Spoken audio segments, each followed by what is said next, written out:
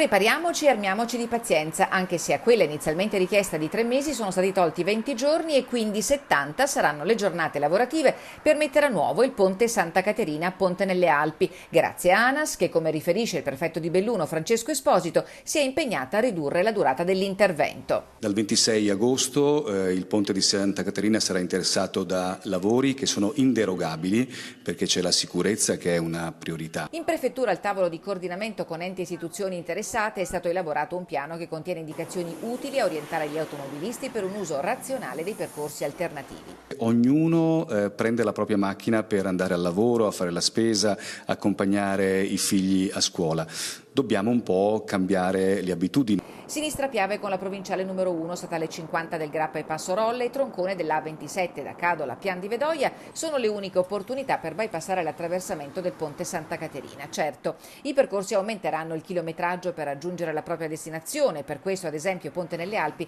manterrà un unico attraversamento pedonale in Viale Dolomiti, mentre a Belluno saranno istituiti nuovi passaggi pedonali nelle zone più pericolose e saranno assunte misure straordinarie per limitare il transito attraverso il passaggio a livello di via San Gervasio. Ma ieri al tavolo provinciale dei trasporti si è parlato anche del futuro della viabilità fra Belluno e Ponte nelle Alpi, fra la proposta di metropolitana di superficie e la realizzazione della Cadola Massa, di cui dal 2012 si attende ancora lo studio di fattibilità. Questo è il momento di battere i pugni sul tavolo e di pretendere dalla Regione Veneto che si occupino non solamente di turismo, che è importante, di Cortina 2021, di Cortina 2026, ma anche della quotidianità della Val Belluna, Alpago, Ponte nelle Alpi, Longarone, Belluno e Sedico.